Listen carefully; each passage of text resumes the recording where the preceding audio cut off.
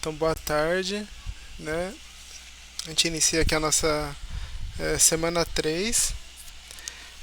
Antes de começar o assunto dessa semana, começar não, né? Porque o assunto dessa semana ela é continuação da semana passada, né? Que a gente vai falar sobre anéis ainda, só que de uma maneira mais generalizada, né? A gente ficou focado nos inteiros, né? E nos seus subgrupos, vamos dizer assim. E agora a gente fala de uma maneira geral com outros exemplos de anéis, né? Então essa vai ser a aula de hoje. Mas antes de falar, vou mostrar os exercícios da semana passada, né? Só os principais itens aqui para vocês verem, tá? É, a maior parte errou a número 3 e a número 5, né? Você está É, apresentando? não, ainda não. E a maior parte errou a número 3 e a número 5, né? E aí a gente vai ver como que poderia ter feito essas questões. E também falar o detalhe da questão um, né? Que ela só tinha. Era bem tranquila a questão um, né? Só que só tinha um caso de não ideal, né? Que poderia gerar dúvida, que era esse item B, né? Porque o item B, quando a gente vai mostrar, por exemplo, o item um linha, né? O item um, porque o item um é falar que o zero pertence, e o item um linha é mostrar que não é vazio. Então, quando juntando esses dois, né, basta mostrar que o zero pertence, que aí daí a gente já sabe que o conjunto não é vazio, né? Então, acaba não furando nenhum linha, né? Então, primeiro, sempre que vocês vão demonstrar se o conjunto é vazio ou não, basta mostrar se o zero está ali, né? E aí, como vocês mostraram, né, o MDC entre 7 e 0, ele é 7, né? Por quê? Porque algumas calculadoras, né, que alguns alunos estavam me falando, dava igual a 1. Só que o 7 ele divide tanto o 0 quanto o 7. Né? Então ele é um divisor comum entre 0 e 7 e ele é maior que 1. Então ele é o maior. Né? Então com isso então a gente já tem que o 0 não pertence aí. Né? Então por isso que ele já não é um ideal de Z. Tá? Então já furava a partir daí. Só tirando essa dúvida que alguns alunos tiveram. E essa aqui houve uma grande confusão, né? Vocês fizeram.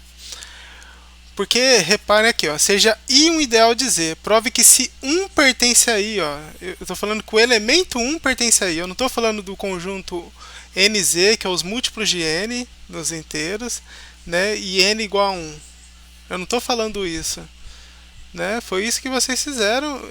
Isso aqui era um outro tipo de conjunto, que eram os múltiplos de N, que a gente viu em alguns casos. E aí, quando o N era igual a 1, o I era o próprio conjunto Z, né? Mas isso era um outro tipo de conjunto que a gente estava vendo. Aqui não, aqui eu estou falando que o elemento 1 pertence ao I, né? Então isso já gera uma outra coisa, né?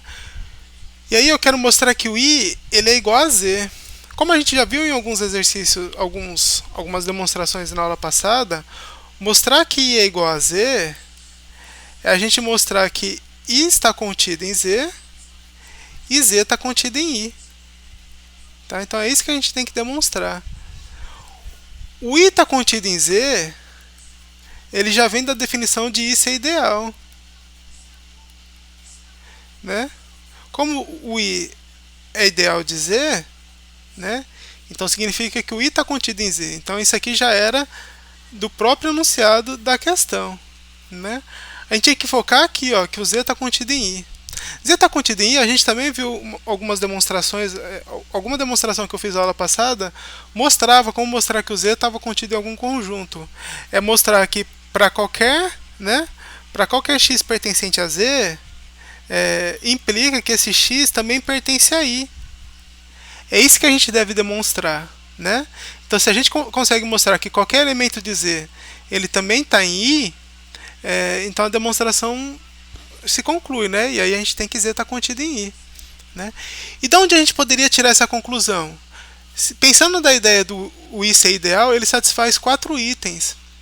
E a gente tem o item 4, que ele fala o seguinte, né? Para qualquer R, né? Eu vou colocar aqui para para qualquer x pertencente a...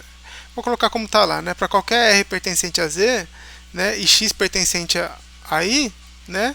Se a gente tiver r vezes x pertencente a i, né? É isso que a gente tem que... É isso que o item 4 fala.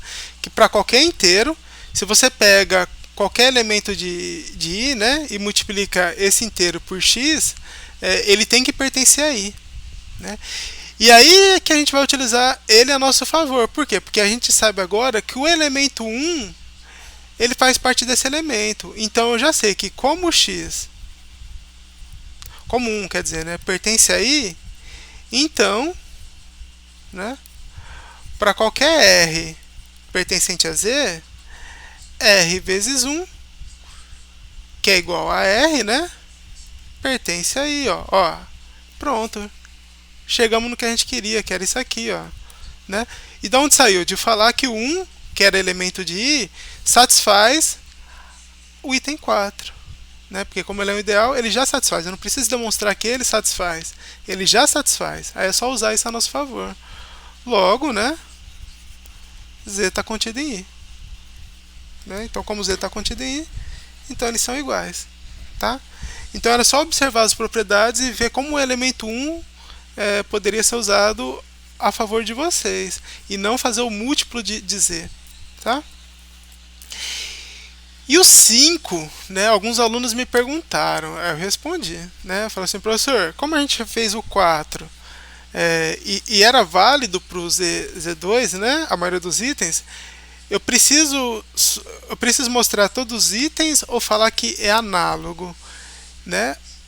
Até o item 9, como a gente provou para o Z, né, vocês já poderiam utilizar, né? Como Z, raiz de 2, ele está contido em Q raiz de 2, né? A gente tem essa imersão, né? Esse tipo de imersão a gente estuda muito quando a gente está estudando os conjuntos numéricos, Q imerso nos reais, né? Os reais imersos nos complexos e assim por diante. Então, como Z raiz de 2 ele está imerso em Q raiz de 2, então, né, se Z raiz de 2 satisfaz de 1 a 9, então Q raiz de 2 também satisfaz, né? A imersão faz com que isso seja verdadeiro, né? Mas é claro, vocês poderiam mostrar item por item novamente, não tinha problema, né? Mas por imersão a gente já saberia que satisfaz. O grande desafio aqui era mostrar o item 10, né? O item 10, né? O item 10 nesse caso era mostrar que x vezes y seria igual a y vezes x, seria igual a 1, né? Ou seja, existe elemento inverso. Só que aqui, como a gente está falando do Q raiz de 2, né, a gente tem um x aqui, ó, igual a A mais B raiz de 2, tal que A e B pertencem aos racionais. Então o que acontece? A gente já está falando que ele é um corpo. O que a gente precisa saber, encontrar aqui? Um y, que quando eu multiplicar por esse x, ele vai dar 1, e principalmente que esse y, ele também pertence a esse Q raiz de 2. E para pertencer a esse Q raiz de 2, a gente precisa encontrar o quê? A gente precisa encontrar, vamos dizer assim, entre aspas, um A e um B racional acompanhado de um raiz de 2, né? E não necessariamente tem que ter o acompanhado da raiz de 2. Por quê? Porque se o B for 0, né, os racionais ele está imerso nesse conjunto, vamos dizer assim, né?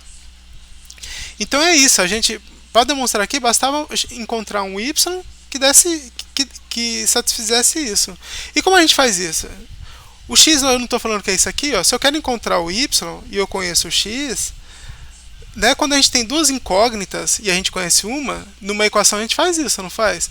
Substitui a incógnita que a gente conhece e faz as operações para encontrar a outra incógnita, né? Então vou pegar a que eu conheço e multiplicar por y para dar igual a 1. É isso que eu quero que satisfaça, né? Como A mais B raiz de 2 é diferente de zero, eu posso fazer isso então, passar dividindo. Só que o exercício acaba aqui? Não, não acaba aqui. Por quê? Porque isso aqui não é a característica dos elementos que a gente quer buscar isso aqui. Então, tendo um número dessa maneira, não dá para a gente saber se ele realmente... Professor, essa décima propriedade não é do conteúdo dessa semana, não, agora? Não. Assim, a gente discutiu sobre isso, sobre o décimo item, né? A gente discutiu um pouco sobre isso aí, né? Então, para esse conjunto, ele era totalmente válido, né? A gente vai continuar falando de anéis essa semana e pelas próximas 2 semanas também, né? Mas isso aqui, com tudo que a gente viu, ele era totalmente feito. Inclusive a gente fez algumas coisas encontrando inverso, né, na aula passada, né? Então, mesmo sendo contínuo o conteúdo, né, vocês já sabiam o que precisaria para ser um corpo, né? Já tinha apresentado para vocês o item 10, né? Então vocês já sabiam que era x vezes y igual a 1, né? E foi apresentado o conjunto para vocês. Então era totalmente fazível, né? Mesmo sendo, né, mesmo o conteúdo que foi apresentado, que ainda vai ser discutido mais profundamente, né? A gente consegue trabalhar com isso desde essa aula 2, tá? Aí aqui essa divisão, como eu falei, ele não está na característica que a gente quer. Só que vocês, desde o ensino médio principalmente, né, quando vocês encontram uma raiz no denominador, né, o que normalmente os professores falam para vocês? Fazer o que a gente fala o quê? Radiciação, né? Por quê? Porque quando a gente olha a raiz embaixo e a gente quer buscar uma característica, a gente fica ainda meio confuso. Então, normalmente a gente faz a radiciação para tirar essa raiz. Então, o passo para resolver esse exercício era pensar na radiciação, né? Então, aqui, como tem A mais B raiz de 2, por quem que a gente multiplica isso aqui, né? Por A menos B raiz de 2, né? E a gente multiplica em cima e multiplica embaixo, né? Então era esse passo que deveria ser feito, né? E ele é um passo que, mesmo eu não tendo falado com vocês sobre, vocês viram em outros momentos, né? Então é um passo que vocês já conhecem, que é a radiciação. Aí uma vez A menos B raiz de 2 dá A menos B raiz de 2. E aqui embaixo, né, a multiplicação de uma soma com uma diferença, né, dos mesmos aqui, fica A ao quadrado menos, né, B ao quadrado e raiz de 4. Raiz de 4 é 2, né? Então fica menos 2 B ao quadrado. E esse número aqui embaixo, ele pertence aos racionais, já que A e B são racionais. E ele é diferente de zero, né? Então posso colocar o asterisco aqui. Por que eu sei que ele é diferente de zero? Porque se A ao quadrado menos 2B ao quadrado for igual a zero, a gente tem que A ao quadrado é igual a 2B ao quadrado e que A seria mais ou menos a raiz de 2B ao quadrado. Ou seja, A seria igual a mais ou menos B raiz de 2, o que é um absurdo, né? Por quê? Porque o A ele pertence aos racionais. Então aqui embaixo nunca vai ser igual a zero, né? Então tá ok, a gente encontrou um y também, ó, diferente de zero, como a gente queria. E principalmente, ó, eu posso separar aqui,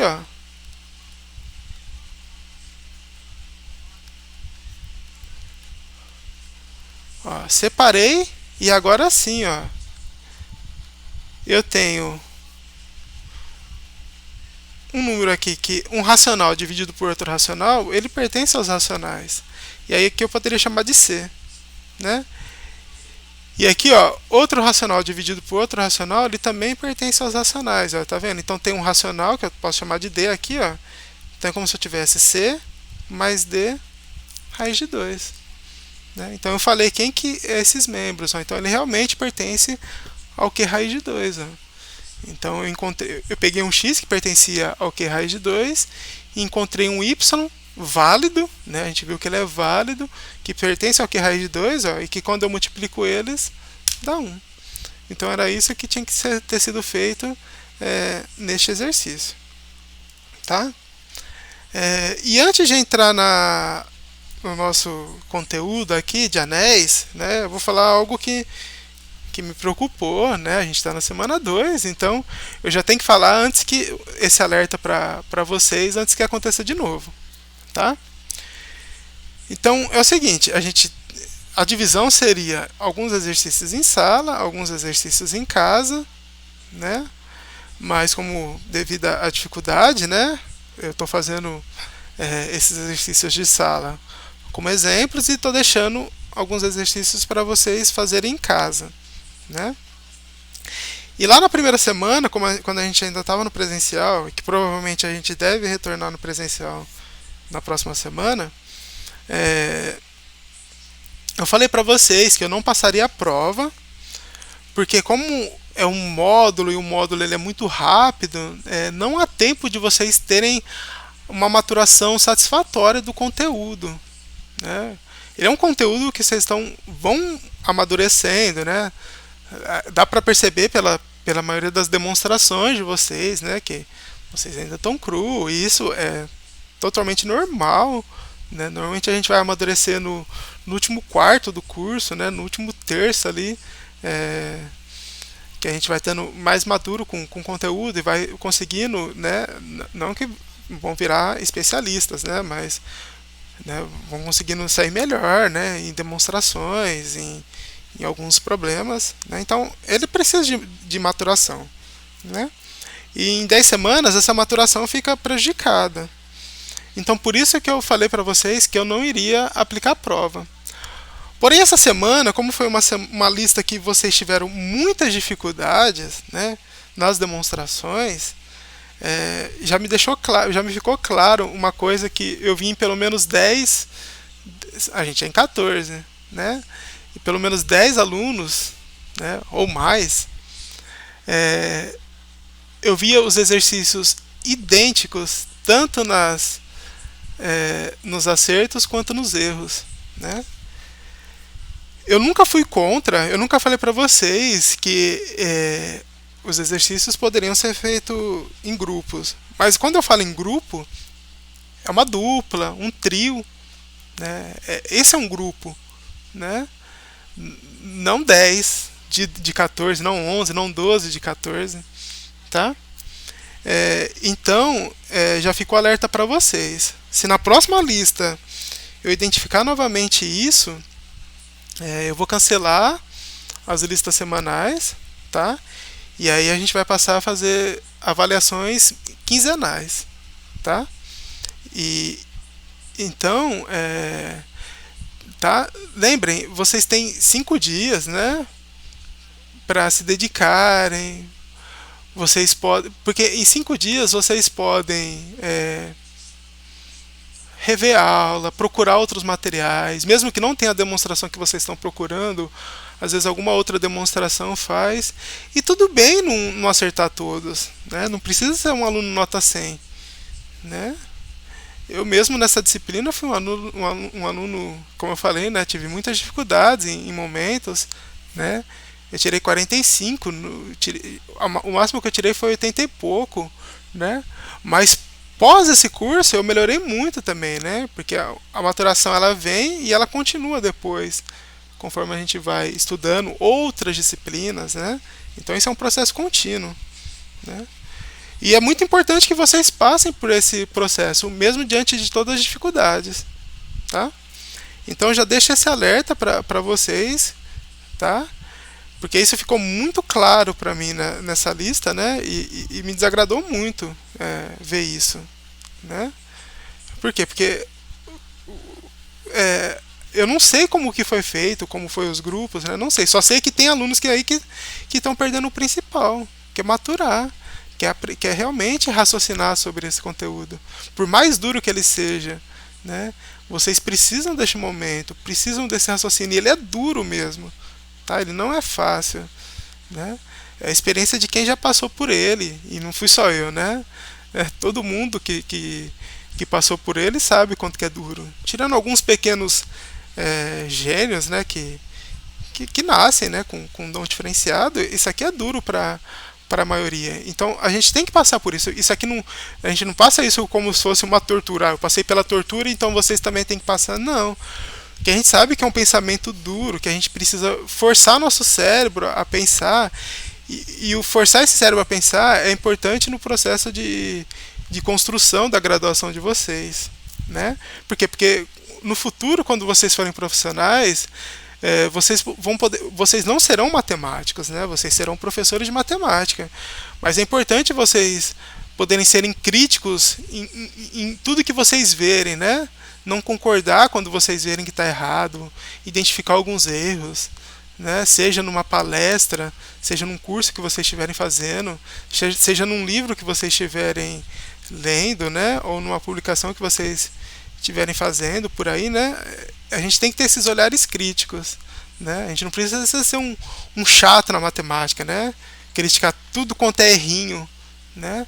Mas é saber, né? Quando um erro prejudica o desenvolvimento daquele conteúdo ou não, né? Isso é muito importante. Isso vem com essas disciplinas, tá? Então, ela é dura mesmo, né? Mas eu estou sempre aberto, é claro, que como eu falei, há momentos que eu demoro para responder, né? Mas eu respondo, né? Eu nunca, todo mundo que me pergunta, né? Normalmente eu respondo, né? É claro que acontece também é o seguinte, né? Eu acho que eu já posso ter comentado com vocês também, né? Eu sou um bicho diurno, né? Eu acordo bem cedo, eu gosto de acordar sempre bem cedo, assim. O dia para mim é onde eu consigo fazer as melhores coisas, né? Tanto fisicamente quanto mentalmente, né? Eu me sinto preparado desde manhãzinha, então eu gosto de acordar bem cedo, né? Para fazer tudo.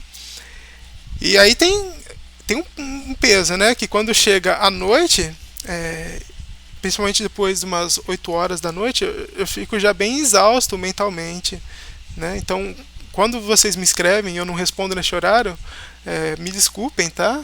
Normalmente, no outro dia de manhã eu acabo respondendo, tá? Mas me desculpem nesse horário, porque normalmente aí meu cérebro, ele já adormece, tá?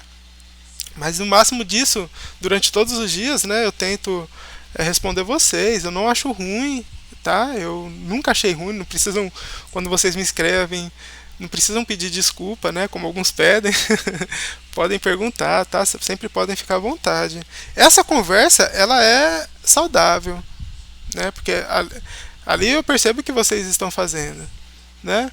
E, mas dá para contar nos dedos também quantos alunos vêm me perguntar, né? Então, fica esse grande alerta para vocês, tá? Como eu falei, a partir da próxima lista, se eu perceber que está acontecendo ainda, não haverá uma quarta semana com lista, tá? Então ficamos avisados. E agora vamos começar o nosso assunto de hoje, né? Que são os anéis, que na verdade, como o Humberto falou,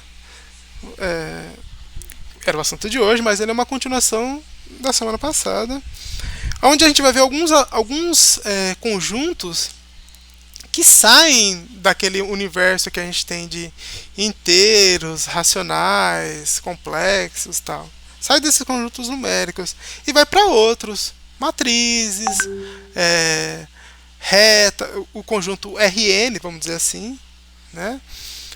E aí a gente poderia partir para outros, né? Para vetores, como alguns de vocês estão estudando em cálculo 3, né?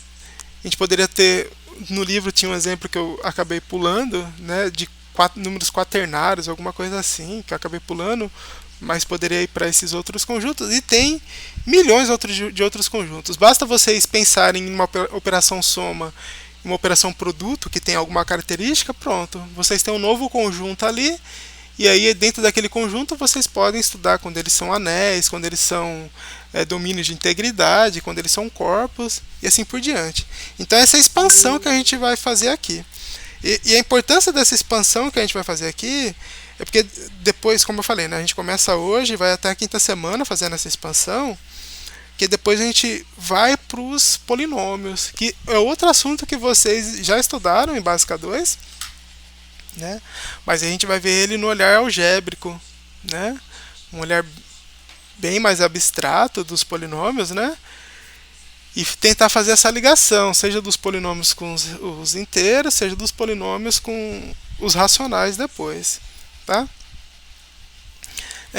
Então a primeira definição aqui, então hoje a gente vai, é uma aula, vamos dizer assim, curta, com alguns exemplos, né? Não temos demonstrações hoje, não temos teoremas, né? É como está aí, definição e exemplos, né? Então a gente vai cuidar disso hoje, para a gente poder depois fazer alguns exercícios, se identificar com alguns conjuntos, né? E a partir da próxima aula ir ampliando ainda mais esse leque, né? Então seja A um conjunto não vazio, né? Onde estejam definidas duas operações, né? Então as quais chamaremos de soma e produto. Como a gente falou, tem duas operações e dentro dessas duas operações surgem outras duas, né? Que é a subtração e a divisão. Elas surgem aqui no nosso caso, a subtração ela surge na definição de anel e a divisão ela surge principalmente, né, no estudo de corpos, né? Mas assim, não precisa ser um corpo para ver a divisão, porque por exemplo a gente tem divisões nos inteiros também, mas não dá para dividir todos, né? A gente tem que ter algumas condições, né? Para haver divisão nos inteiros, o numerador tem que ser múltiplo do denominador, né? Mas há divisão, né? Mas ele fica mais claro aqui, tá? Então quando a gente fala de duas operações, lembra que está embutido nessas duas operações as outras duas, que é subtração e divisão, tá? E aqui a gente denota por mais, né? E vezes, né? Então assim, ó, a gente tem a operação de mais no produto, né? Então a gente sai de um conjunto binário aqui, né? E chega no elemento, né? Ou chega no conjunto, né? E normalmente a gente sai dele e chega nele mesmo, né? Então tal que quando a gente somar dois elementos desse conjunto, ele pertence ao conjunto. E a mesma coisa quando a gente multiplicar, né? Pegar dois elementos do conjunto e multiplicar eles também pertencem ao conjunto, né? Isso é o que a gente fala ser fechado nas operações soma e multiplicação, né? E aí, ó, chamaremos, quando a gente sempre vai chamar assim, ó, A mais e vezes, né? Esse A mais e vezes ele pode ser um conjunto, pode ser um grupo, pode ser um anel, como a gente vai ver aqui, pode ser um domínio de integridade, pode ser um corpo, né? Chamaremos A mais e vezes um anel, né? Se as seguintes 6 propriedades são verificadas para quaisquer que sejam A, B e C pertencentes a A. Na aula passada, eu falei que para ser anel não precisava de uma das operações, que era a comutatividade do produto, né? Só que quando chega aqui, a gente vê que tem outra que a gente não precisa considerar para ser um anel, tá? Que é o elemento neutro da multiplicação, né? Ele não precisa ter elemento neutro da multiplicação para ser considerado um anel, tá? Então são duas daquelas 8 propriedades que a gente tinha visto que podem ser ignoradas, né? Para a gente poder construir um anel nesse caso, tá? Então é muito importante observar isso aqui, tá? Então as propriedades vocês já foram apresentadas para elas na aula passada, né? Quem são essas propriedades? A primeira é a associatividade da soma, né? A segunda é a existência do elemento neutro da soma, né? Ou simplesmente elemento neutro, né? Que satisfaz isso, né? A mais zero é igual a zero mais A, que é igual a A, né? Aí a existência do elemento oposto da soma, né? Então se você tiver x, é a existência do menos x, que é a existência do oposto, ou como está aqui, inverso aditivo, né? Tal que quando você pegar esse oposto, né, e fizer x mais o seu oposto, ou seu oposto mais x, isso dá igual a zero, né? Ou seja, dá igual o elemento neutro da soma aqui no caso, né? E a quarta propriedade aqui, ó, a comutatividade da soma, né? Então A mais B é igual a B mais A. Então, essas são as quatro propriedades de soma que precisam ser satisfeitas. E aí a gente tem outras duas propriedades, que é o quê? A associatividade do produto, então isso é obrigatório para ser um anel, né? E a distributividade, tanto à esquerda quanto à direita, tá? Então, quando a gente fala de distributividade à esquerda e à direita, porque, lembra, a gente não está considerando aqui ele ser comutativo na multiplicação. Então, como a gente não está considerando neste caso, né, a gente tem que ter essa distributividade à esquerda e à direita. Tá? É claro que quando ele for um conjunto comutativo, isso é igual. Né? Mas caso ele não seja comutativo, nem sempre isso aqui vai ser igual. Então, por isso que a gente tem essa divisão. Né? É a grande diferença que a gente tem do que a gente tinha visto na outra aula. Né? Que é a distributividade à esquerda e à direita, que está como aqui, ó. A mais B, A vezes B mais C, que aí eu posso escrever como sendo A vezes B mais A vezes C, né? E aí, isso é a comutatividade à esquerda, né? E a comutatividade à direita, ó, é A mais B vezes C, né? Que é igual a A vezes C mais B vezes C, né? Reparem que se... Boa tarde, pessoal. Opa. Boa tarde, quem está chegando agora. Deixa eu abaixar o volume aqui.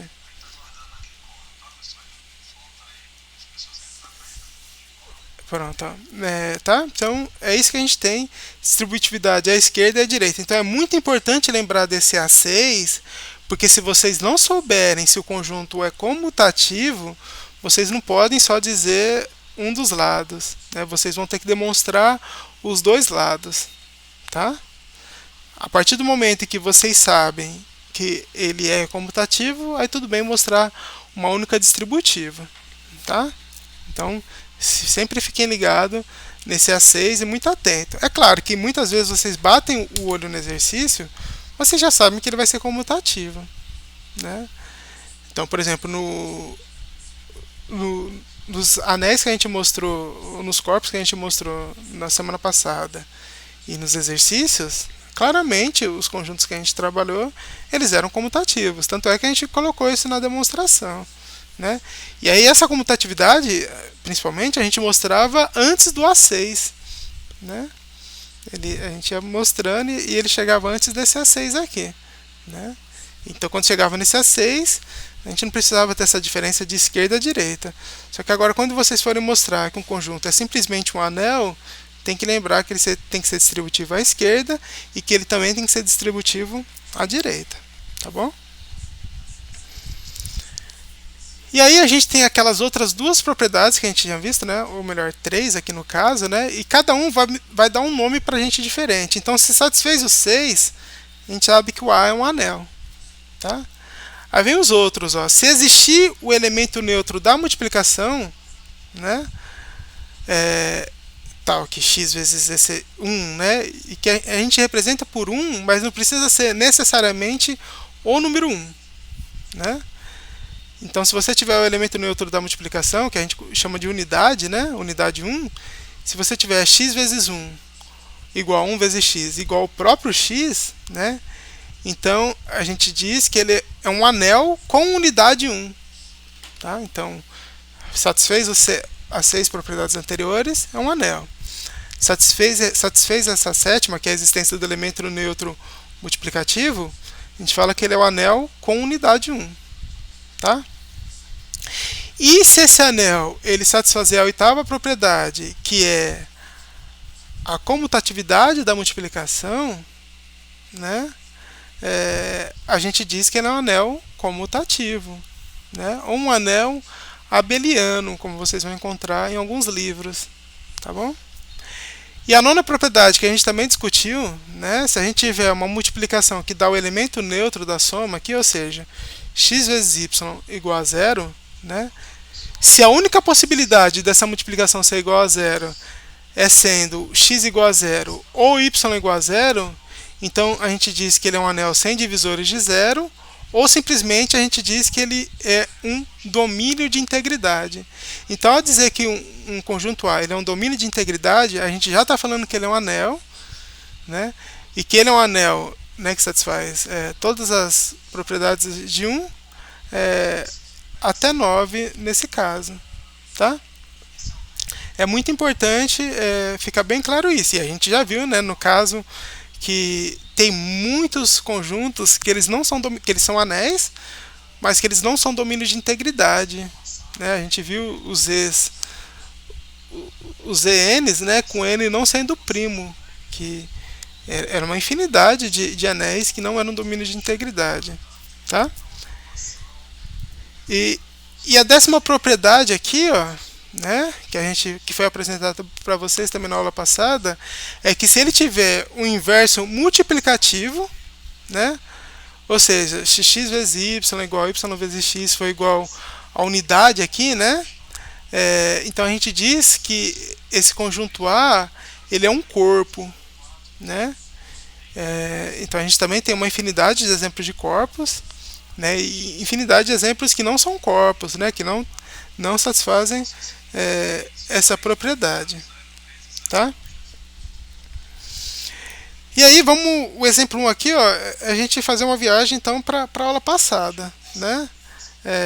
Na semana anterior, né, então a gente viu os seguintes exemplos de anéis, né? A gente viu alguns em aula, então a gente viu em aula esse, dos múltiplos, dos EN, e a gente discutiu sobre o Q, o R e os complexos. Esse QR complexo a gente discutiu, mas a gente não chegou, né, a aprofundar neles. Por que a gente não chega a aprofundar? Porque eles são conjuntos que é implícito para a gente, né? Como a gente provou várias propriedades para Z, por imersão, como eu acabei de falar, né, eles valem para esses. A gente vai daqui a pouco entrar mais a fundo nesses outros anéis, né? E que a gente sabe que eles vão ser corpos também, né? E além deles, a gente viu esses dois em exercícios, né? Que foi o Z raiz de 2 e o Q raiz de 2. Né? Então todos esses aqui são exemplos de anéis, né? Esse aqui fez uma pequena confusão para vocês no exercício 3, né? Mas claramente a gente já viu que todos eles eram anéis, né? E a gente já viu que eles eram, já demonstrou várias propriedades deles, né? Então observe que todos esses anéis, né, eles são comutativos. Então, como a gente falou no ano passado, como eu comentei com vocês um pouquinho antes, né? Claramente pra gente eles são anéis comutativos, né? Por quê? Porque são anéis que a gente trabalha no nosso dia a dia. Então a gente já trabalha nesse dia a dia com a comutatividade para eles, né? Então são anéis que a gente está tão familiarizados que a gente já sabe que eles são comutativos, né? É muito implícito para a gente isso aí, né? Mas mesmo todos sendo comutativos, né? Nem todos possuem unidade, né? Aí que começam as diferenças, né? Os únicos anéis dessa lista que não possuem unidades são os NZ, né?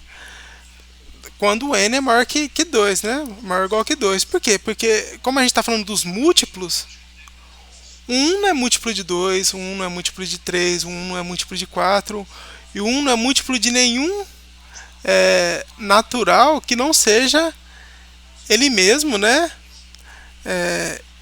Então a gente tem isso aqui claramente, tá? Então o NZ ele é um exemplo pra gente só de anel. Ele não é nem anel com unidade, né? Ele é comutativo? Ele é comutativo. Ele é um anel comutativo, mas ele não é um anel com unidade, né? Então por isso que a gente, nesse caso, a gente nem vai tratar ele como sendo, a gente não vai chamar ele de anel comutativo, a gente vai simplesmente chamar ele de anel. Mas por que se ele é comutativo? A gente sabe que ele é comutativo, né? A gente pode falar isso, mas a gente, quando não for necessário, obrigatório para a gente escrever que ele é um anel comutativo, né? A gente só fala que ele é um anel, tá? E aqui tem um exemplo, né? Os múltiplos de 2, eles são pares, né? E 1 não é par, né? Então ele já não satisfaz aqui, né? E aqui, ó, a gente tem alguns anéis que não tem divisores, que tem divisores de zero no caso, né? E aqui a gente tem o seguinte, ó, os únicos anéis que possuem divisores de zero são Zn. Então Zn ele tem unidade, né? Ele é comutativo, só que ele não é domínio de integridade. Quando o n for o quê? Quando o n não for um primo, né? Então, para qualquer n que não seja primo, a gente tem que há divisores de zero aqui, né? Quando a gente falar divisores de zero, quer dizer que são dois elementos que não são zero, que ao multiplicarmos acaba dando zero, né? E aqui tem um exemplo, ó, no anel Z6, né? Quem que é o anel Z6? Ó, a gente tem aqui o conjunto quociente dele, né? Vai do 0 até o 5, né? E lembra, do 0 até o 5 quer dizer o quê? A classe de equivalência do 0 até a classe de equivalência do 5, né? E aí, dentro dessas 6 classes de equivalência, né? A gente tem esses dois elementos, ó. A classe de equivalência de 2 vezes a classe de equivalência de 3, quando a gente multiplicar no Z6, ele dá 0, né? Então a gente diz que a classe de equivalência de 2 e a classe de equivalência de 3 são divisores de 0, né, em Z6. E como a gente faz para identificar quando, né, a gente já sabe que se o n não for primo, ele terá divisores de 0. Como a gente faz para identificar esses divisores de 0? A gente tem que lembrar lá de teoria dos números, né? Sempre que a gente tiver qualquer elemento A que pertence a Z6, ó, e a gente, né, vamos colocar o Zn aqui, ó. Se a gente tiver um MDC entre esse A e esse N não primo, né? Sempre que a gente tiver que o MDC entre esse A e esse N for diferente de 1, né, ou seja, eles não serem primos entre si, ele vai ser um divisor de 0 dentro desse conjunto. Tá? Então, é só reparar aqui, o 2 e o 3, ó, se eu pegar o MDC entre 2 e 6, dá 2. Se eu pegar o MDC entre 3 e 6, dá 3. Então, eles não são primos com 6, né? E aqui está dando 0. Se a gente pegasse, por exemplo, o 5, ó, o 5 é primo com 6, né? E se a gente pegar a classe de equivalência de 5, vezes quem vai dar 0, né? Só se aqui for um múltiplo de 6, né? Ou seja, a própria classe de equivalência de 0. Tá vendo? Então, quando o MDC for igual a 1, aí é satisfeita essa condição. Mas quando não for, não é. Né? Então, no n não sendo primo, a gente sabe que tem elementos aqui que não são primos, né, com n. Né? Agora, quando for primo, o que acontece? Do 0 até o p menos 1, todos são primos entre si com p. Né? Tirando o próprio 0, quer dizer, né? Porque os 0 são os múltiplos de p. Mas aí ele faz o papel do 0 aqui, né? Ele faz o papel do que a gente falou. Um x vezes y ser igual a 0 só se um dos dois for 0. Ou nesse caso, como a gente está falando das congruências, né? Só se um deles for a classe de equivalência de 0. Aí tudo bem. Né? Mas se você pegar do 1 até o p menos 1, todos são primos com p. Tudo bem? Tudo bem essa primeira parte? Né? E aqui, ó, continuando, né, z e z raiz de 2, né, que a gente viu no exemplo lá da última aula, né, sendo o z raiz de 2a mais b raiz de 2, ó, eles são exemplos de domínios de integridade, né, que não são corpos. Né, o z não é um corpo, o z não tem inverso multiplicativo, e nem o z raiz de 2. Né? Tanto é que a gente demonstrou para ele até que ele era domínio de integridade. E o z, como a gente já discutiu no começo dessa aula, não há divisão entre todos os inteiros. Né? E aqui, ó, os conjuntos Q, R, ou seja, os racionais, os reais, os complexos e os Q raiz de 2 aqui, ó, e os EPs, né, com P', eles são todos exemplos de corpos. Né? Sendo que os EPs, né, nos dão uma infinidade de exemplos de corpos finitos. Isso a gente já tinha discutido um pouco na aula passada. Como a gente pode ver, né, os Z's alguma coisa, eles são finitos. Por quê? porque eles vão de 0 até o p-1. Então, mesmo que a gente tenha por definição que há uma infinidade de primos, né, ao conhecer esse primo p, né, se você pega um conjunto que ele vai de 0 até p-1, ele se torna um conjunto finito. Né?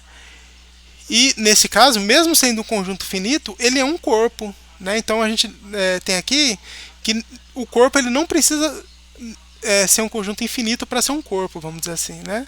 Há exemplos de corpos finitos, e aí, como tem aqui, né, há uma infinidade de exemplos. Né? Por quê? Porque a gente tem infinitos números primos. Tá? Mesmo a gente não conhecendo todos, até porque são infinitos. Né? Então, a gente tem esse exemplo, tá? E é muito importante isso aqui, porque a gente já consegue desmistificar que para ser corpo precisa ser conjunto infinito, tá? Então, isso aqui foi uma viagem sobre tudo que a gente viu, né? Para fechar nessa parte de anéis aqui, né? E depois a gente vai ver outros conjuntos em forma de exemplos e de exercícios. Tá? Que amanhã a gente vai generalizar alguns que ainda fazem parte desse conjunto, dessa escrita que a gente começou nos exercícios, né, nos exemplos, exercícios da semana passada, e a gente vai finalizar com alguns exemplos amanhã, tá, sobre isso. Mas agora a gente vai para alguns conjuntos novos, né, diferentes agora dos inteiros. Ó. Então agora eu vou voltar um pouco o que a gente viu lá no começo, na primeira aula, que eram as funções. Né? Inclusive tem um exercício para vocês que vai tratar mais ou menos isso de funções. Né? Então, seja o A aqui, né, o conjunto A igual um FR aqui, né, uma letra mais sofisticada, mas poderia falar F de R, né, o conjunto de todas as funções que saem dos reais e chegam nos reais. Tá? Então a gente está colocando aqui, ó, um conjunto de todas as funções que saem de reais e saem nos reais. Aí a gente tem uma infinidade de cara para essas funções. Então, se a gente pegar esse conjunto todo, a gente tem milhares de tipos de funções. Várias que vocês já conhecem e várias que vocês também não conhecem. Né? Mas vamos definir duas operações no conjunto A do seguinte modo. Ó, né? Então a gente define o seguinte, ó. A operação soma aqui, né, desse conjunto A, a gente vai pegar assim, ó, se eu pegar e somar a função f mais g em x, ó, né, isso aqui vai ser igual a definir f de x mais g de x. Tá? Então a gente está definindo dessa maneira a função f. Né? Então eu estou pegando aqui, ó, a operação soma de duas funções vai ser somar dois elementos dessa função separadamente. Tá bom? Isso aqui não tem nenhum segredo para vocês. A gente já começou fazendo alguns exercícios. Lembram? O último exercício que a gente viu na lista da semana 1 trazia um pouquinho disso aqui, né? Que era para falar que ele não era totalmente ordenado, né? E a gente tem um produto, né? Aqui, ó, que quando a gente tiver o produto entre duas funções em x, vai ser a mesma coisa de multiplicar o f de x vezes o g de x, tá? Então, quando a gente tiver o produto aqui de duas funções, ó, a gente pode multiplicar os elementos separadamente. Tudo bem? Isso aqui tá bem definido pra gente, né? Só um momentinho, pessoal. Um minutinho, tá? Deixa eu só assinar um negócio aqui que eu tava esperando. Então a gente segue então para a pauta da reunião em si, que é a aprovação dos PPCs. Só um minutinho, tá?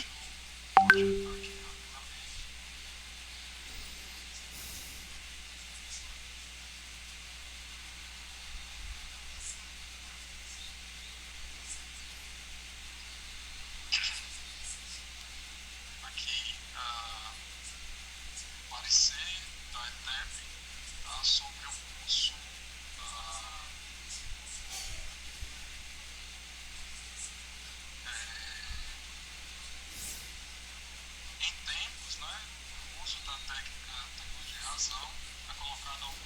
Pronto.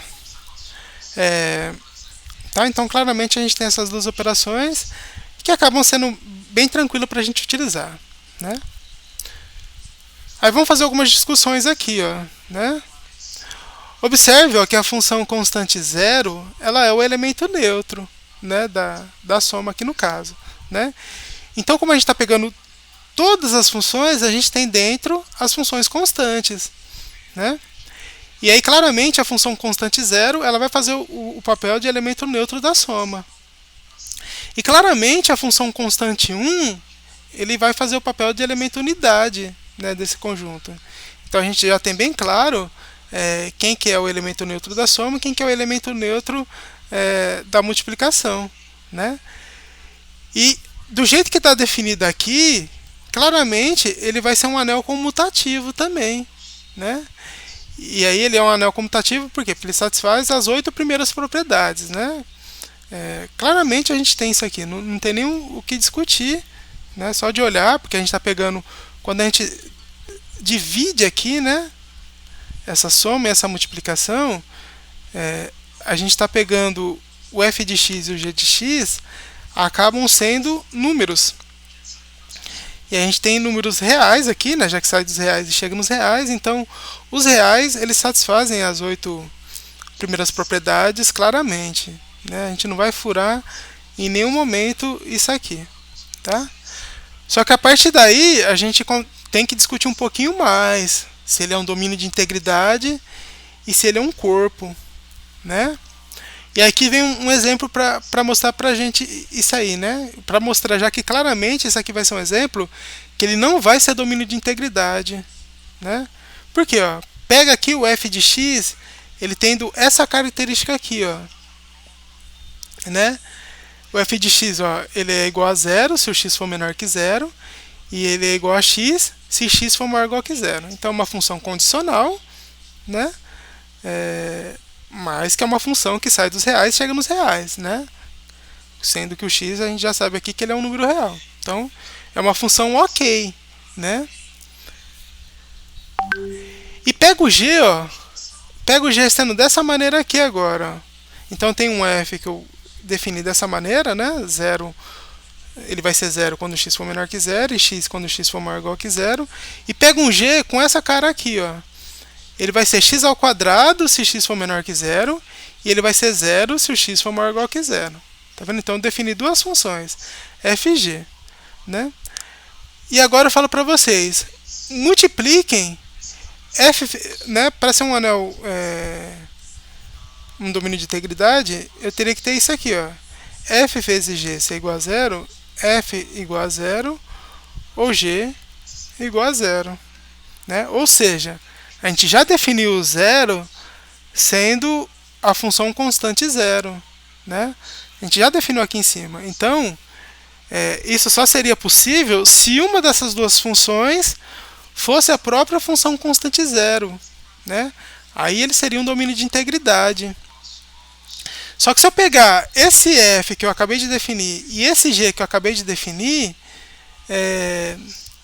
repare que para ser zero, ó, isso aqui sempre vai ser possível, né? Por quê? Porque se o x for menor que zero, ó, eu tenho que equivale zero e eu tenho que equivale x ao quadrado.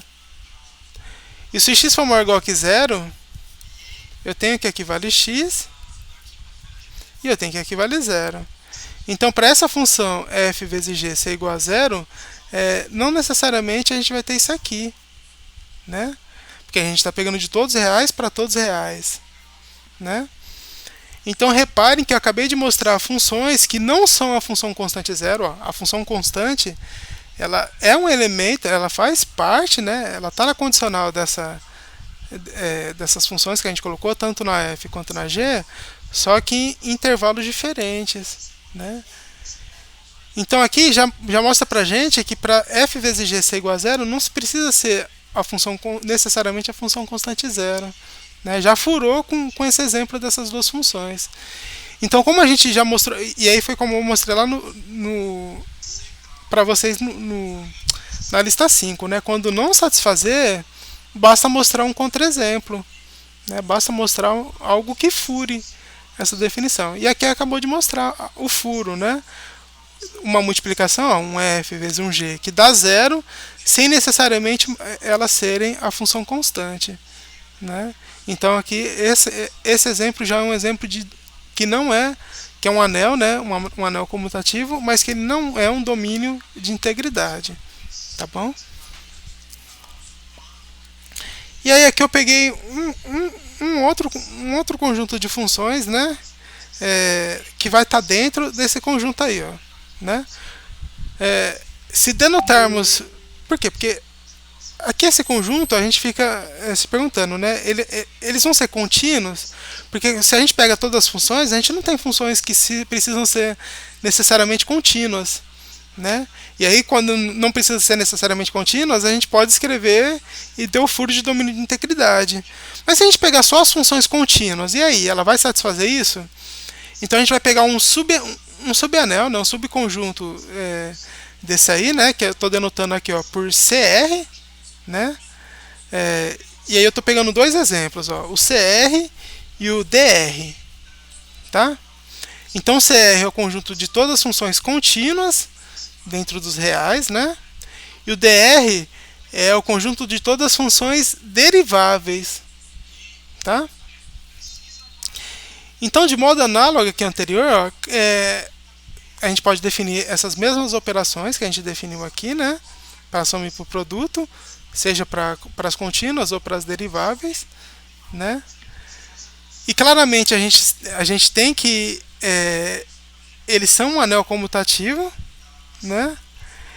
E a gente também vai ter que eles são anéis comutativos e que também têm divisores de zero, né? Então não basta a gente pegar contínuos ou deriváveis, que eles vão continuar sendo divisores de zero. O grande exemplo é esse exemplo mesmo aqui, né?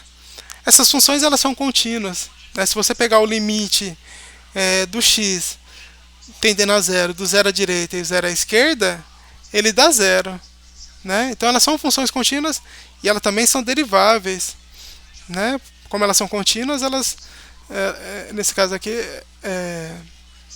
elas não têm um bico, né? Vamos dizer assim.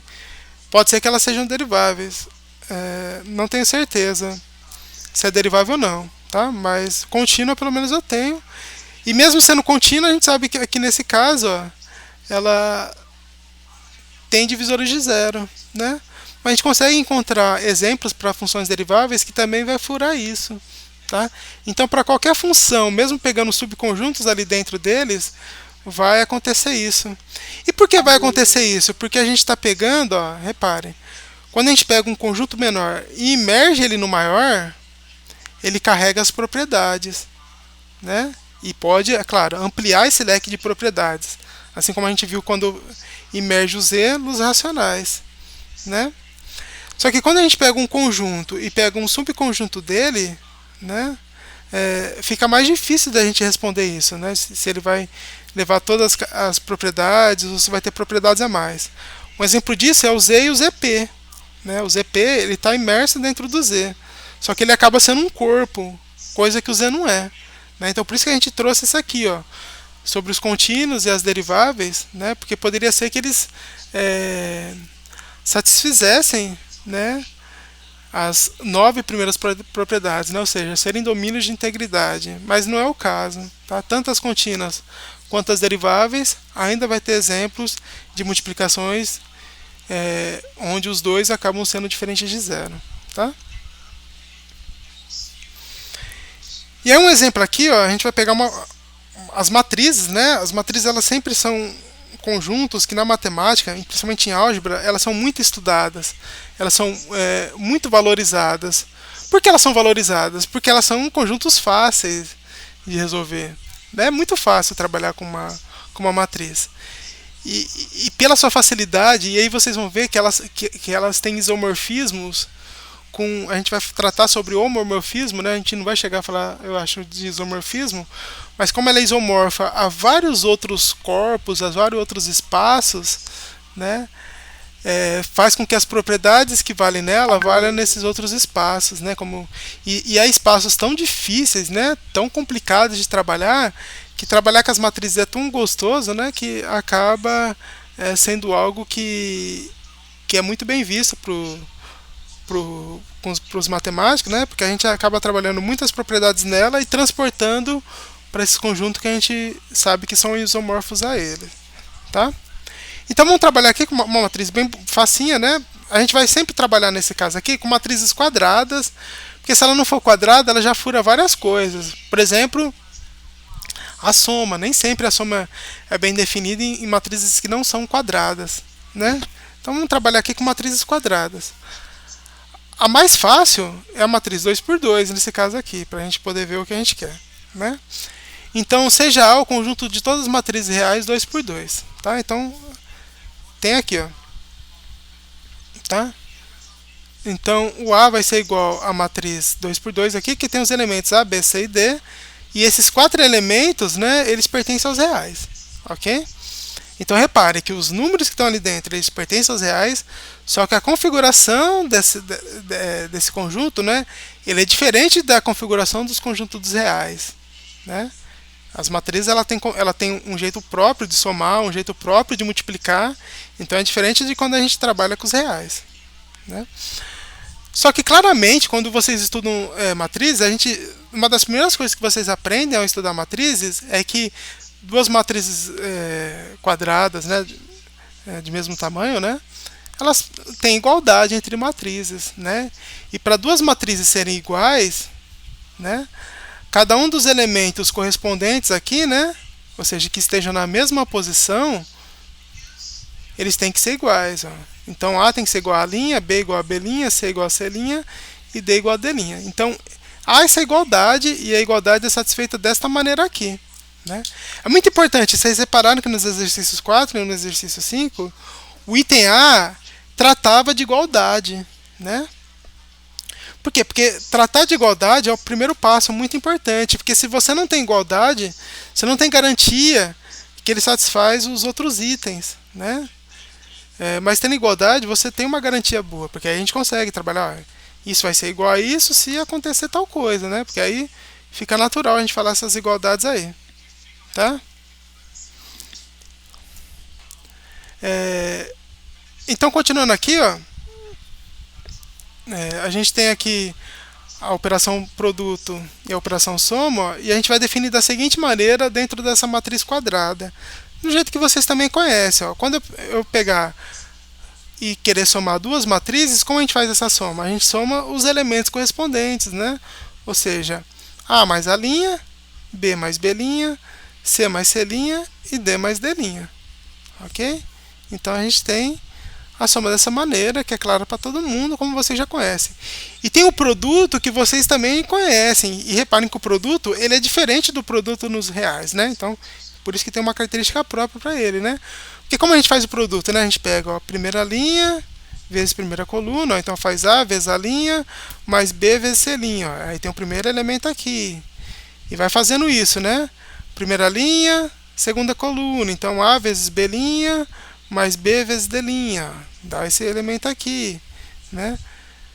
Esse vezes esse, ó, vai dar C vezes A', mais D vezes C', né?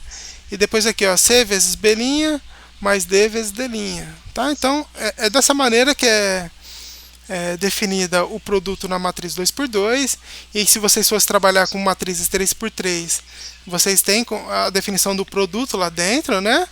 A 4 por 4 também, a 5 por 5 e a N por N, né? Vocês também têm as definições, tá? Então está claramente definido aqui como é a soma e como é o produto daqui, né? E aí, a gente já pode definir algumas coisas aqui, né? A gente vai ter que trabalhar agora para ver se essa matriz 2 por 2 ela é um anel, tá? Então a gente vai começar a trabalhar aqui para definir se a matriz 2 por 2 ela vai ser um anel ou não. Então a gente vai fazer uma viagem por todos os itens. Alguns eu vou tratar de maneira correndo, sem precisar abrir, né? Mas claramente, ó, se eu pegar... então vamos começar aqui antes de começar o item 1 aqui, ó. Então seja as matrizes A, B e C pertencentes às matrizes 2 por 2 aqui nos reais, né? Então claramente aqui sem precisar abrir, né, pelo tempo que a gente tem, ó, Se eu tiver uma matriz A mais uma matriz B e somar uma matriz C, claramente ela é associativa na soma, né? Claramente a gente poderia abrir, né? A mais a linha mais a duas linhas, né? E aí, como são três números reais, a soma entre esses três números reais ela é associativa. Então, ok, né? A soma está muito bem definida aqui para gente. O item 2 ele tem um elemento neutro, né? Quem que é o elemento neutro da multiplicação das matrizes 2 por 2? Ó? O zero, ele é a matriz aqui, ó, 0, 0, 0, 0. Ó. Tá? Então a gente define o zero sendo dessa maneira aqui. E aí eu tenho que A mais essa matriz 0 é igual a essa matriz 0 mais A igual a A. Né? Então ela tem um elemento neutro e a gente está dando a cara desse elemento neutro aqui. Ó. Tá? O item 3 aqui, ó, a gente tem um elemento oposto. Né? Então existe a matriz menos A, né, que pertence à matriz 2 de R. Né? E quem é essa matriz menos A? Ela é isso aqui, ó. É menos A, menos B, menos C e menos D. Né? Tal que quando você pega esse A menos A aqui, dá exatamente quem? A matriz nula. Né? Claramente existe isso aqui dentro. Né? E reparem que quando a gente está trabalhando lá no ensino médio, normalmente a gente apresenta, de alguma maneira, todas essas propriedades para os alunos. Né? E o item 4 aqui, na soma, as matrizes são comutativas. Né? Então, na soma, A mais B é igual a B mais A. Claramente, por quê? Porque, de novo, ó, se você pegar essa soma aqui, como está definida aqui, como é uma soma entre dois reais aqui, a gente pode virar, colocar a linha mais A, B' mais B, C' mais C, D' mais D. E aí separar, aí ficaria a matriz B mais a matriz A. Né? Tá?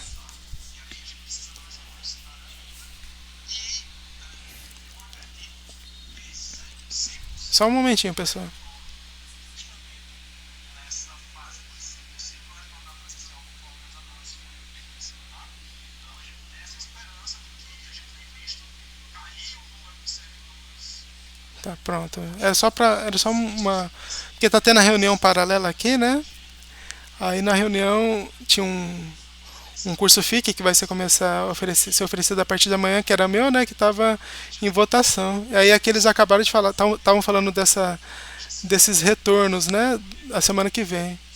Aí vai ter a reunião hoje, aí provavelmente amanhã ou depois a gente tem a definição do retorno e de que fase a gente vai retornar a semana que vem, tá? Aí eu trago mais informações para vocês.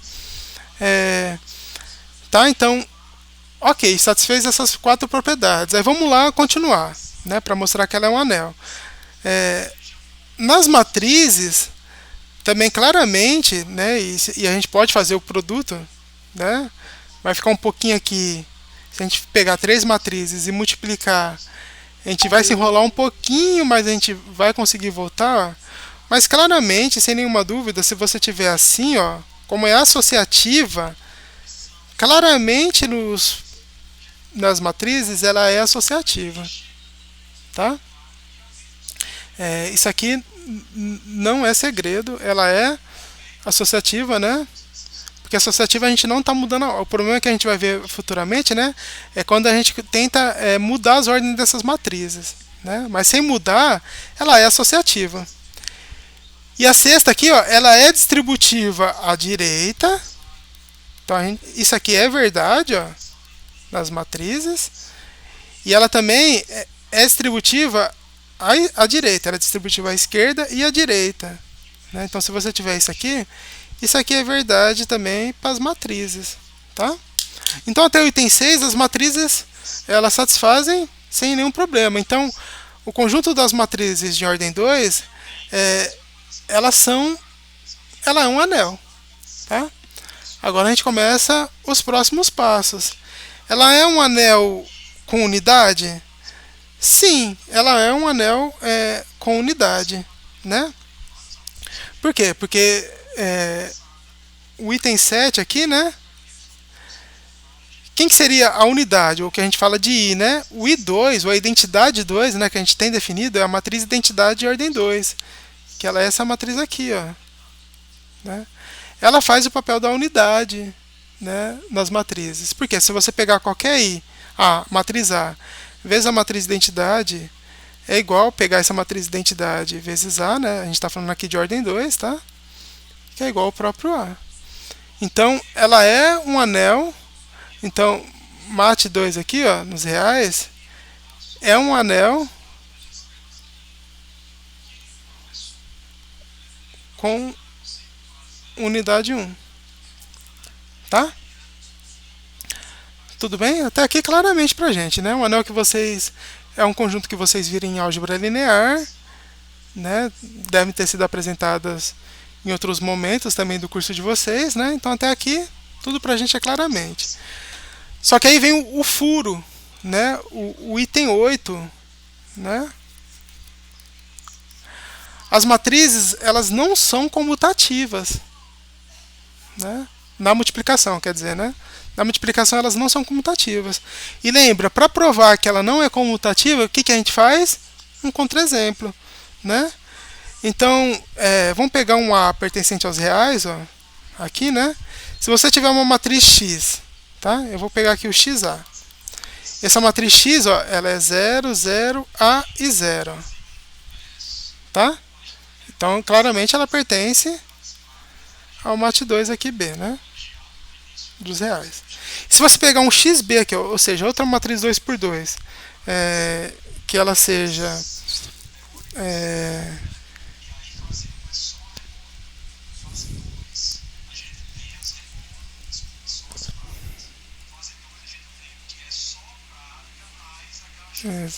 deixa eu só ver aqui.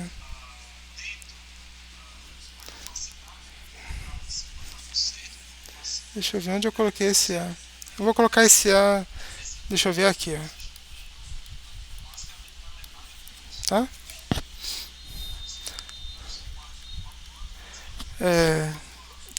Daqui a pouquinho a gente volta nesse exemplo.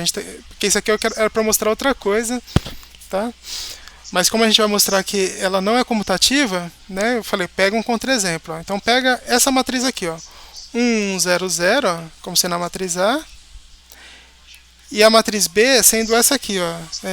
1, 1, 0, 1, ó. Né? Se você pegar A vezes B, né? Vai ficar essa vezes essa, né? Então vai ficar 1 vezes 1 dá 1 e 1 vezes 0 dá 0, né?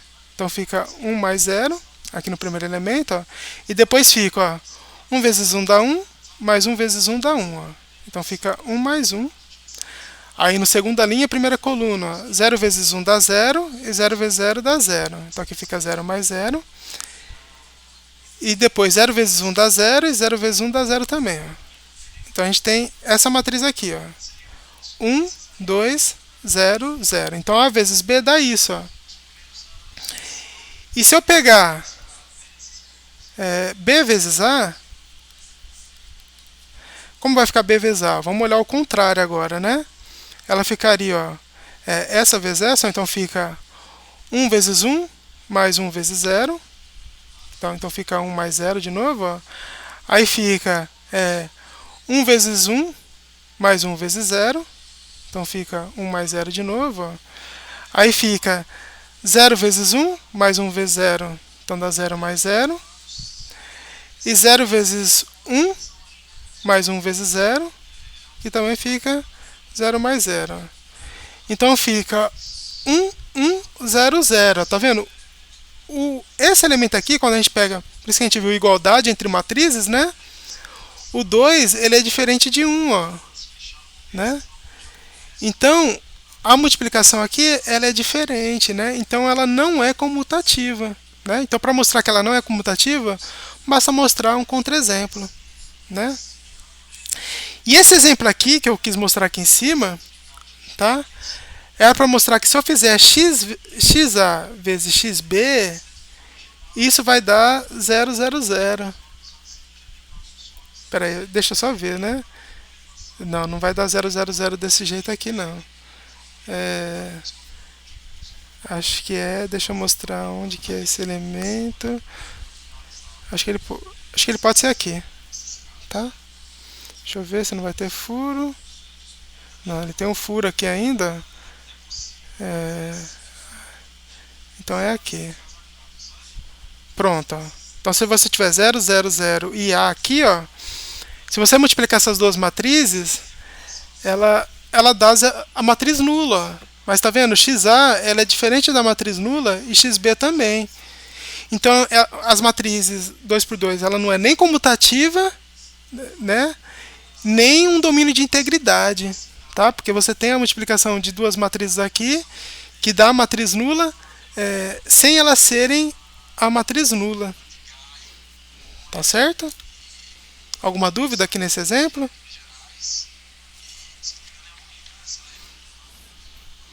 Não? Tudo bem? E para finalizar nossa aula, que hoje era mais curtinha, né? Era mais curtinha, mas já é 2h20, né? É o exemplo 3, ó. A gente vai ver outro conjunto aqui, ó, que ele tem elementos que fazem parte dos reais, mas as suas características é diferente, ó. Então a gente vai pegar o R4 aqui, ó, tá? Então esse R4 a gente está pegando um vetor, né? Ou coordenadas aqui, né? A, B, C e D, tá? E tanto A quanto B quanto C quanto D pertencem aos reais, né? Então a gente está pegando esse vetor no R4 aqui, ó, né? Então de novo a gente começa definindo igualdade nesse conjunto, ó. Então para o vetor A ser igual ao vetor B aqui, ó, então cada coordenada tem que ser igual a cada uma. Então a primeira tem que ser igual à primeira, a segunda igual à segunda, a terceira igual à terceira, a quarta igual à quarta, como está aqui, tá bom? Então a igualdade está bem definida aí, né? E agora a gente define as operações soma e produto em R4, né? A operação soma vai ser bem simples, que a gente vai fazer a definição, né? Ou seja, a gente vai somar coordenada com coordenada, né? Então vai ficar A mais A', ó, B mais B', C mais C' e D mais D'. Então está bem definido aqui, e aí já claramente na nossa cabeça já vai satisfazer todas as operações, todos os itens, né? Do item 1 até o 4 que mexem com soma, né? E o produto que ele tem uma diferença, o produto ele é bem específico aqui, né? Então a gente tem que ficar consultando mesmo, porque pode ver, ele é, ó, A vezes A', ó, menos B vezes B', menos C vezes C', menos D vezes D'. Aí para a segunda coordenada, a gente tem outra diferença bem grande aqui, né? Que vai até aqui, ó. Para a terceira coordenada, ó, também tem algo bem específico, né? E para a quarta coordenada também, né? Então está bem específico como é a multiplicação aqui, né? Reparem que para a segunda coordenada, para a primeira coordenada a gente fazia assim, ó, A vezes A' e o B vezes B', ou seja, esse vezes esse vezes, e o B vezes o B. E esse vezes esse vezes esse, tá? Depois a gente fez assim, ó, A vezes B', B vezes A', então mudou, né? Aí C vezes D' e C' vezes D'. Só que a gente colocou só um sinal de menos, ó, tá? Então tá bem específico. A gente tem que ficar consultando essa multiplicação para não se embaralhar. O mais importante é que a operação multiplicação nele tá bem definido aqui, tá? Só que uma coisa que a gente pode ver é que ela vai satisfazer as 6 primeiras propriedades, tá? Como o tempo está curto, né, a gente não vai ficar especificando cada uma delas, mas claramente as da soma do 1 até o 4 é satisfeito. Por quê? Porque a gente pode pegar o elemento neutro, né? Elemento neutro aqui, ó. A gente pode falar que esse aqui é o 0, 0, 0, 0, 0, né? Claramente ele é elemento neutro, tá? Então as 4 primeiras tá bem definida. Se é associativa e se é distributiva também vai estar bem definida, tá? Então ele vai ser um anel. Esse conjunto do jeito que ele está escrito aqui, né? Esse R4 ele vai ser um anel, tá? O que fica em aberto para a gente é que se ele vai ter unidade, né? E ele vai ter unidade. Nesse caso, a nossa unidade, ó,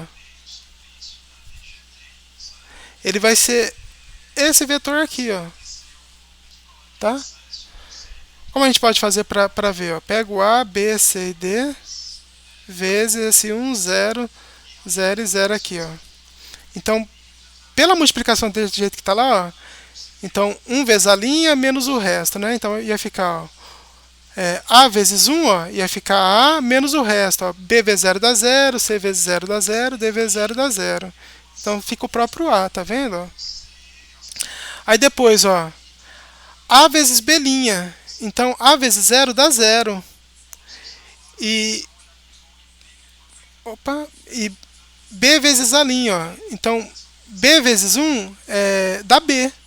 Então, aqui ficaria 0 mais B, que daria o B, né?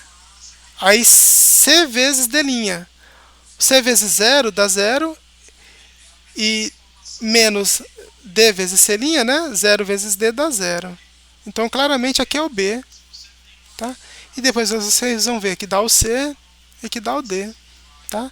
E a mesma coisa se vocês multiplicarem o contrário. Tá? Vocês podem verificar isso quando acabar a aula.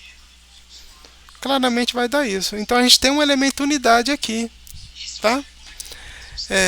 Então, claramente aqui, no nosso caso, ele é um anel com unidade, tá?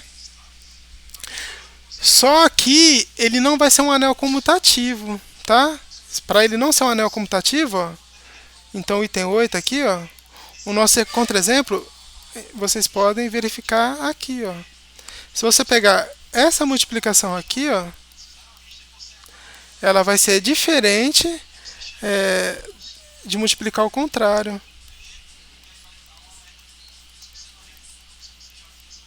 Tá? Então, se vocês fizerem essa multiplicação, ela vai dar diferença. Tá? Como a gente tem 4 minutos aqui, vamos fazer essa multiplicação aqui ó, rapidinho. Ó. Então, A vezes a linha, né? Então vai ficar 0, né? Menos o resto 1 vezes 0, 0 vezes 1, 0 vezes 0. Então, o primeiro elemento ele é o próprio 0. Né? Aí fica A vezes B', né? Então fica 0 vezes 0. Aí mais B vezes a linha, ó, então fica 1 vezes 0, dá 0 também. Ó. Aí C vezes D' também dá 0 e aqui também dá 0. Então claramente aqui é 0. Tá? Aí depois o terceiro elemento, ó, ele fica A vezes C', ó, então fica 0 vezes 1, que dá 0. Aí fica A' vezes C, ó, então fica 0 vezes o 0, ó, também dá 0. D vezes B', ó, então 0 vezes 0 também dá 0. E D vezes B', e D' vezes B, né? Então a gente tem que aqui também vai dar 0. Ó, então aqui também dá 0. Né?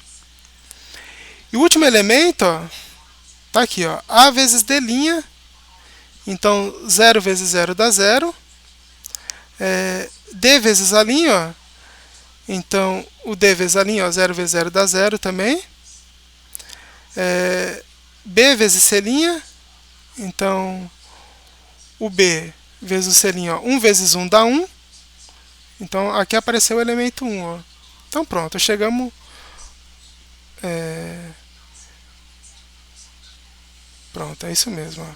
Tá? Chegamos no resultado aqui do primeiro elemento aqui. Ó. Vamos ver o segundo agora. Ó.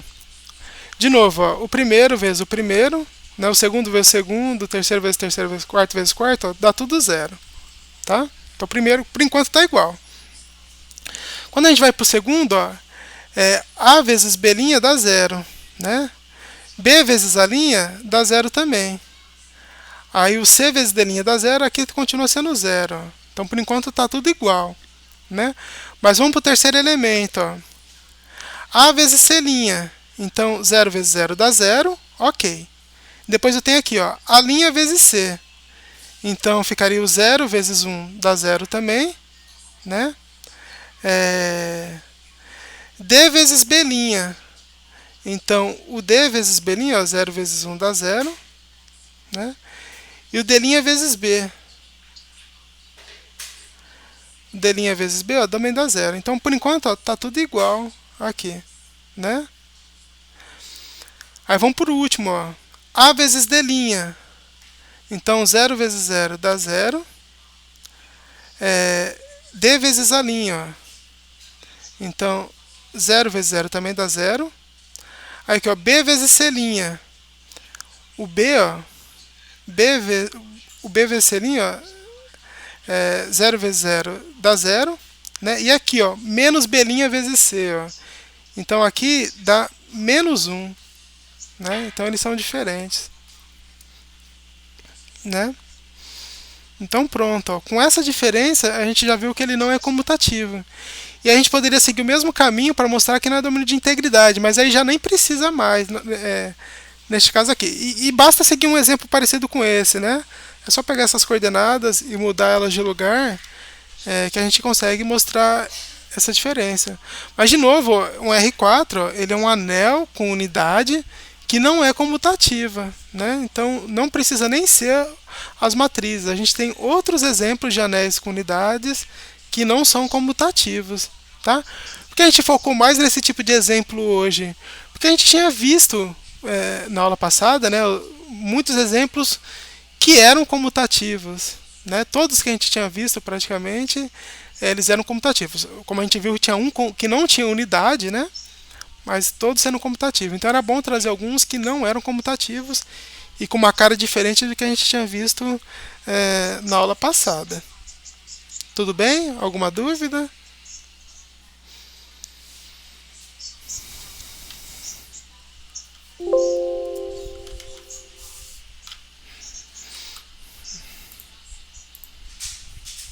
Alguma dúvida aqui?